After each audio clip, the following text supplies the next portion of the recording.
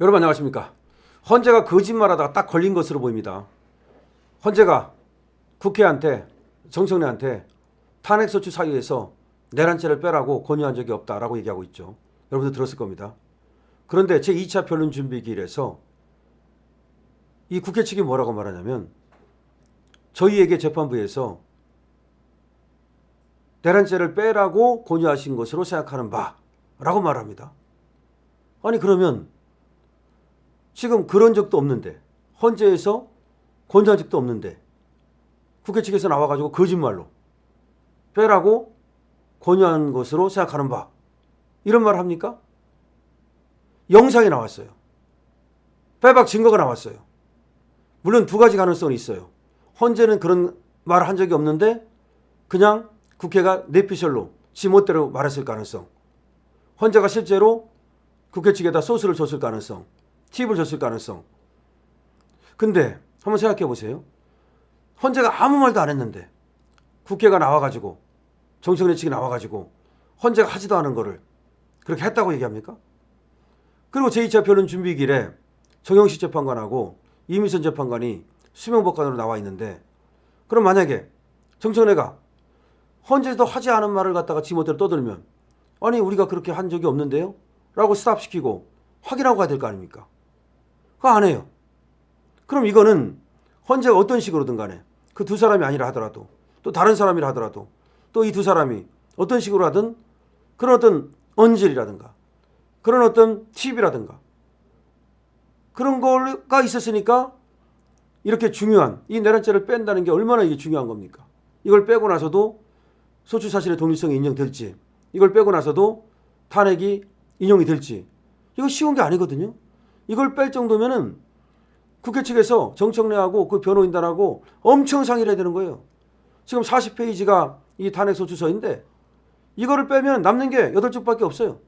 근데 8쪽 남는 것도 거기 내란이 약 30여에 등장을 하기 때문에 사실은 내란을 빼고서는 이게 성립이 안 되는 거야. 그렇게 중요한 걸 빼는데 그냥 아무나 한 변호사가 뺀다. 한 국회의원이 뺀다. 이게 안 되거든요. 그럼 확실한 언질이 있었기 때문에 빼는 거거든요. 한번 생각해 보십시오. 그런데 그것을 지금 증명할 만한 영상이 나왔다는 거야. 제2차 변론 준비기일에서 정영식 헌법재판관이 이렇게 물어요. 지난 준비기일에 형법 위반 주장과 관련해서 헌법 위반으로 재구성하시기로 하셨나? 그러니까 형법 위반 주장은 안 하고 이걸 헌법 위반으로 재구성하시기로 하셨나요? 라고 묻자 국회 측 김진환 변호사, 정청래 측이 재판부께서 유형적 사실관계로서 정리를 해주신 것으로 이해를 했다. 재판부가 그렇게 하라고 한 것으로 알고 있다. 김 변호사가 계속 말합니다. 그래서 그 사실관계로서 형법을 위반한 사실관계와 헌법을 위반한 사실관계가 사실상 동일하다. 자칫 이 헌법재판이 형법 위반 여부에 매몰되는 것을 방지하기 위해서 헌법 위반 사실관계로서 다뤄 헌법재판의 성격에 맞는 주장과 입증이 이뤄질 수 있도록 하기 위함이다. 무슨 말이야? 형법 주장을 안 하고 헌법 주장을 하겠다. 이 말이잖아요. 또 이 김진환이가 이렇게 말합니다. 그것이 재판부께서 저희에게 권유하신 바라고 생각한다. 그러자 정영식 재판관이 권유 안 했다라고 말 안 하고 그러면 계엄과 관련한 일련의 행위가 내란죄, 직권남용죄, 특수공무집행 방해죄 등 형법상의 범죄에 해당한다는 주장은 철회한다는 그런 취지인가? 라고 묻자 여기서 김진환이가 사실상 철회한다는 주장. 이게 무슨 말이야? 딱 나오잖아요. 그러면 철회한다는 거냐? 형법상의 내란죄 주장은 철회한다는 거냐? 사실상 그렇다. 이 얘기하는 거 보면은 뭔가 지금 뒤에서 작당이 있었다는 거 아니에요. 이 영상이 있다는 거야. 근데 헌법재판소 홈페이지에는 이 영상을 안 올려놨다는 거야. 그럼 헌법재판소가 뭔가를 감추는 거 아니에요. 이게 헌법재판소에서 탄핵소추 사유에서 내란죄를 빼는 걸 먼저 권유를 해서 그래서 자신감을 갖고 국회 측에서 이걸 뺐다면 이거는 엄청난 공작이죠. 더 이상 재판하고 말 것도 없는 거죠. 재판 결과가 이미 정해진 거죠. 자, 천재현 헌재 공보관이 이에 대해서 국회 측 대리인단이 내란죄 철회한 것을 두고 헌재 권유가 있었다는 주장이 나온다는 관련 질의에 그런 사실 없다. 헌재는 그런 사실 없대. 그러나 여권에서는 윤 대통령 탄핵소추안이 내란죄 논란으로 국회 본회의에서 가결된 만큼 헌재 탄핵 심판에서 내란죄를 제외하는 것은 말이 안 된다. 다 그렇게 얘기하고 있죠. 그러니까 국회 측 대리인단은 기자회견을 열어가지고 이렇게 얘기했습니다. 탄핵 심판이 길어지면 국정혼란이 이어질 우려가 있다. 소추 사유를 변경하는 게 아니라서 별도 의결은 필요하지 않다. 내란죄 성립 여부는 형사법정에서 판단될 것이다. 이게 무슨 얘기야? 지들 입장에서만 얘기하는 거죠. 정청래가 또 쓸데없는 소리 했잖아요. 뭐 형법으로 내란죄는 다루면 윤석열은 사형 선고를 받게 될 것이다. 아, 정청래 큰 사고 쳤어요. 정청래 큰 사고 쳤어요.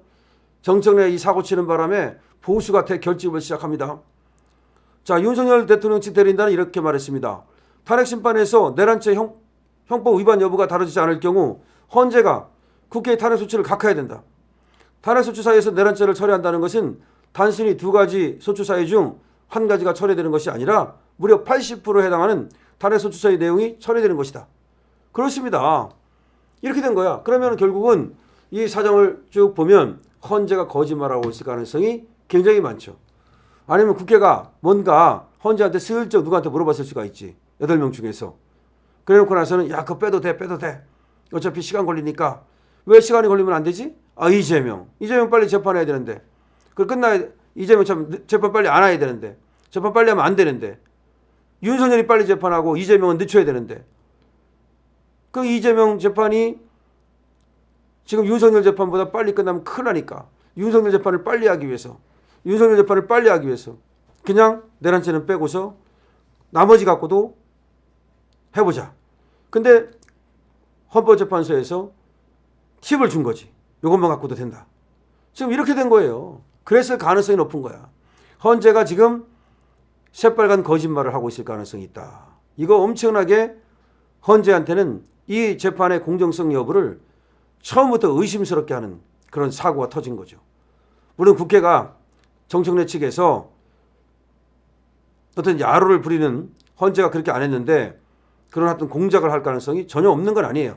그러나 제가 볼 때는 제 촉으로 볼 때는 제 법조인 시각으로 볼 때는 아예 없는 것을 국회 측에서 그렇게 얘기할 수는 없어요. 이거는 뭔가 뒤로 얘기가 된 거야. 그렇기 때문에 헌재가 지금 그런 적 없다고 말하는 것은 새빨간 거짓말로 보입니다. 이거 명백한 거짓말이 나타났습니다. 영상이 나타났어. 빼박 영상이 나타났어. 근데도 불구하고 헌재가 계속 거짓말한다면 헌재 얘들을 갖다가 지금 직권남용으로 또 얘들을 갖다가 허위사실 유포하는 것으로 또 고발이 필요합니다. 지금 이미선은 이미 고발당했어요. 헌재 재판관들 하나하나 전부 다 고발당할 가능성이 그러지 않아도 많은데 헌재가 지금 사실을 숨기는 것이 아닌가. 지금 빼박 영상이 나왔습니다. 증거가 나왔습니다. 자, 헌재가 거짓말할 가능성이 더 높습니다.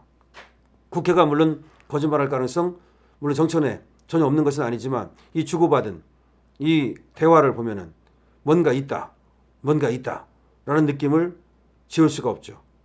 이거는 하나의 증거라고 봐야죠. 자, 헌재 왜 이러는 겁니까? 도대체가. 왜 이렇게 불공정한 재판을 지금 벌써부터 하는 겁니까? 만약에 불복하면 어떻게 할 겁니까? 그때는 어떻게 책임질 겁니까? 정말 헌재 정신 차려야 되는데 이거 확실히 밝혀야 됩니다.